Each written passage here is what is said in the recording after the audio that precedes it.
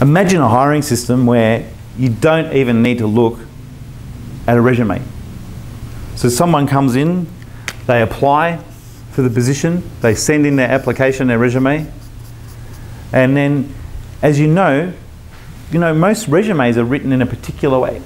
Quite often they're written in a way so they respond to automated resume matching systems.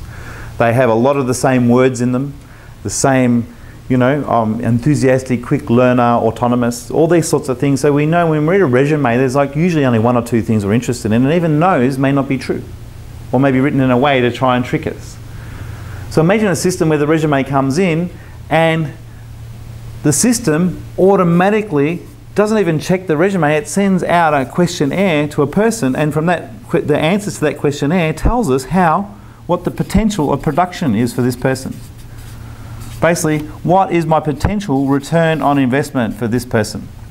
So 100 people apply, 100 questionnaires go out, maybe 80 or 90 responses come back on this, and we go, wow, we can see that the return on investment for this few people is extremely high, and for these people it's actually going to cost us a lot more because they're below the 0%.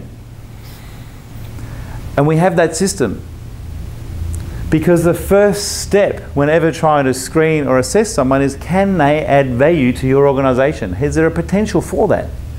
Because if there's no potential for them to add value to your organisation, why would you ever consider to pay them money? And so this is the very first step. And this is how Performia totally turns and to some degree revolutionises the whole screening and candidate selection process. Because traditionally, it's look at knowledge, which is training and experience, but training and experience doesn't make a person productive.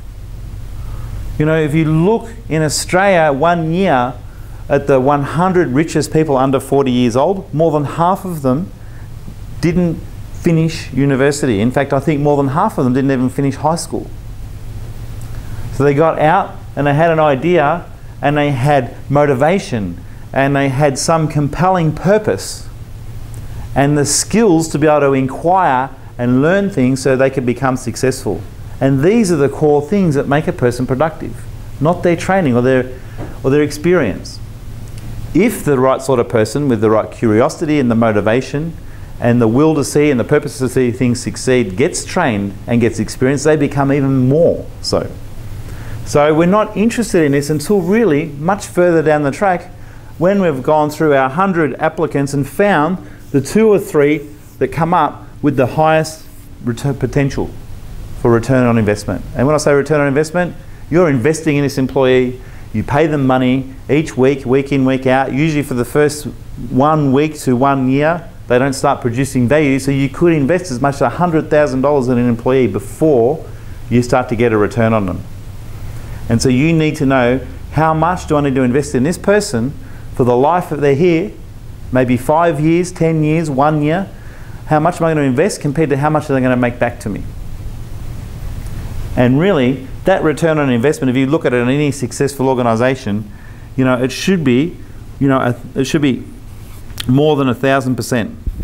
So I pay the person $100,000 a year and they return to the company $1 million.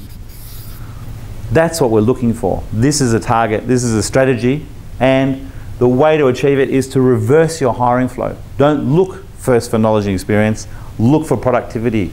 Use the Performia production evaluation system, use the production interview techniques, and then you'll know whether you're interested and you should be talking to this person.